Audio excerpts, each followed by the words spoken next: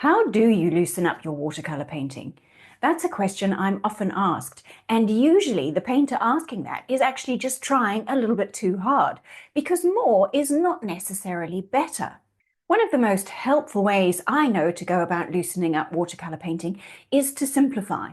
So let's paint and chat about that. Let's say you found a charming photo like this, something that's really inspiring you to paint. And then when you start looking at it, it feels like there's an awful lot going on. There's tons of leaves and tiny little flowers and all those stalks. There's a whole variety of shrubs and trees in the background and a wall. And it just seems like there's so much going on, you don't really know where to start. I think one of our jobs as painters is to act as filters.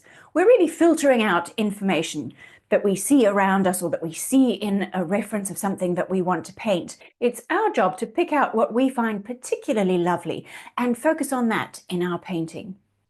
So what exactly do you leave out? Well, I think the way to go about this is possibly to use some of that advice you hear people give to parents of small children, where they say, don't tell the children what you don't want them to do, tell them what you do want to do. In other words, when it comes to our painting, let's start by figuring out what are the most important things that we want to get into our image. The way I like to do this is to start by looking for big shapes. What is there in the image that we can group together into big masses that will give us a handful of shapes? So rather than looking for all the little bits and pieces in the image, what are the 3 to 5 big shapes that we can see? So instead of focusing on all the little details and trying to figure out what to leave out, let's just pick the handful of big shapes and work on getting those in as our little pencil sketch, because I don't think you can do a loose painting from a very tight drawing. That's just my opinion, and perhaps a story for another day. So here's how I chose to approach this particular image. When I first look at this picture, the first thing that strikes me is that beautiful frothy tangle of pink blooms. And I see them as 2 big masses. So that's our first 2 shapes. There's kind of a collection of them, a nice organic shape, big organic shape in the bottom left, and another one in the bottom right.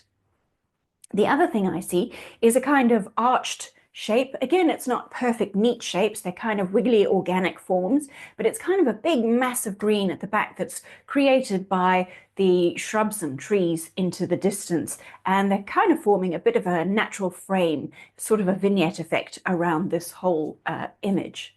So that's another shape, maybe that's our third shape. And then the main thing we're looking at is this lovely little rough rocky path up to the tree. So there's a wall as well, so maybe the wall is one shape. And again, let's not get worried about the particular little bricks that make up the wall, and there's shadows and there's all sorts of things. For now, we're just looking at the big shapes. So there's a big shape of the wall, a big shape made by that little pathway, and possibly we would stick the tree in as an extra shape. So when it comes to coming up with a little sketch to start off my painting, that's all I'm really looking for, is to mark in where those big shapes are going to sit. I don't want to waste too much time with my pencil. I like to switch to my brush as soon as possible and trust that I can do a little bit more drawing effectively with my brush when I get to the painting part. Now, in this particular image, there isn't too much that I'm worrying about leaving out necessarily, but I guess it's at this stage that if there was something that I don't need to include, perhaps I've got a photograph that's got a telephone pole in the middle of a landscape, and I don't think that's adding. You can feel free to leave it out. Maybe you've got a sweet little street scene and there's a car parked in the road and you don't want that. Well, you can just leave it out. Maybe there's a car parked somewhere, but actually you want to move it. We can shuffle these big shapes around as it suits us.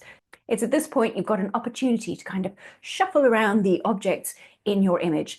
Add some in, take some out, join things together. Do whatever suits you to make a lovely looking painting, because your job isn't to be another camera. It's not to make a photocopy of exactly what you see. It's to create a charming and entertaining image for the eye. And of course, to highlight the things that really excited you about this particular image. If you're looking at the image that you want to paint and you're finding it hard to see the big massed shapes, one of the things you can do is half close your eyes so that you're reducing the amount of information that's going into your brain. What'll happen is you'll see more of the value structure. You'll see just dark shapes and light shapes, and that's ideal because if you can start to see that, you're well on your way to creating a lovely image that's got a good impact for the viewer. Now when we start painting, we can tackle one section at a time, one of those big mass of shapes at a time. And sometimes you'll want to leave it really quite abstract. Let the watercolour do its thing and just create lovely washes and textures out of the gorgeous properties of watercolour in those particular areas. And other times you'll want to add a little bit more detail with the brush. Maybe put in a few suggestions of the stems that we can see, but don't worry about trying to capture everyone or trying to put them in exactly the right place. This is the kind of simplifying that we're talking about. It's not about picking certain key details and choosing to leave them out. It's really just thinking about what things you can suggest in as simple brushstrokes as possible. So to sum up, my idea of simplifying is not really about leaving out fine details. I don't find that to be particularly helpful advice. Most of the time, simplifying is more about figuring out where the big shapes are and using those as a starting point for figuring out where you could simplify your image. We can also simplify by limiting colours. For example, if in an image like this, there were a whole lot of flowers in that bed and some were slightly different varieties, you could choose to paint them exactly like that, or you could choose to just simplify it and have all the same variety of flower, if that makes things a clearer and cleaner, simple image for you. There's no right or wrong answer here. It's simply what your heart would like to paint. I find it quite fascinating how each of us has our own unique way of distilling the essence of something.